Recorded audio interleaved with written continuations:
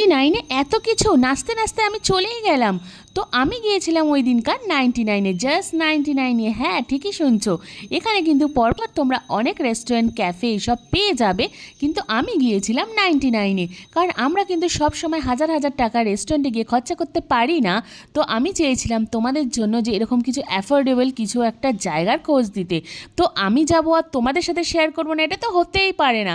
তো দেখো, চলে গিয়েছিলাম জাস্ট 99-এ। চলো এবার তোমাদের ভেতরটা ঘুরিয়ে দেখা যাক যে অ্যাম্বিয়েন্সটা কেমন ছিল।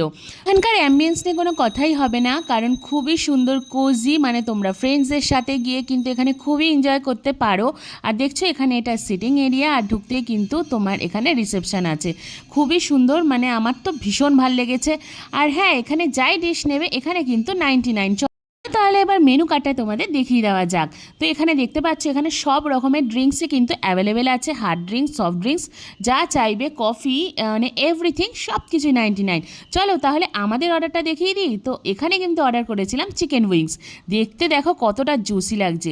তার অর্ডার করেছিলাম পেপার গার্লিক শ্রিম, দেখতেই পাচ্ছ একদম ড্রাই, খুবই সুন্দর খেতে। আর এখানে কিন্তু অনেক ভেজিসও দেওয়া ছিল, আর খুবই টেস্টি ছিল। সিরিয়াসলি গাইজ, 99 টাকাতে আর কি বা পাওয়া যায় বলো? তো অ্যাফোর্ডেবল আমাদের সবার জন্যই, কিন্তু তোমরা চাইলে একবার গিয়ে ভিজিট করতেই পারো।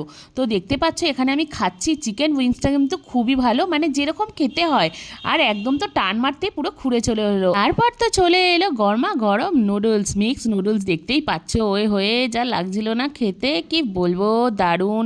এই 99-এ এত কিছু আমি তো ভাবতেই পারছি না। তো যাই হোক, আমরা কিন্তু মজা করে 99 দিয়ে কিন্তু দারুণভাবে খেয়ে নিলাম। তোমরাও যদি এরকম অ্যাফোর্ডেবল জায়গা খুঁজছো তাহলে কিন্তু জাস্ট 99-এ যেতেই হবে, মাস্ট ভিজিট। তো যাই হোক, তো তারপর খাওয়া দাওয়া করে ওখান থেকে কিন্তু বেরিয়ে গেলাম। আমার কিন্তু ভীষণ ভালো ছিল এক্সপিরিয়েন্স। তো 99 ক্যাফেটা কিন্তু দারুণ ভালো লেগেছে। তো এই যে নজরুল মঞ্চ দেখতে পাচ্ছ, রবীন্দ্র সরোবর থেকে বেরিয়েই কিন্তু অপোজিটে এই রেস্টুরেন্টটা পেয়ে যাবে। তারপর তো নাচতে নাচতে চলে এলাম, দারুণ করে খেয়েছিলাম। ও ফাইনালি খাওয়া দাওয়া হয়ে গেল।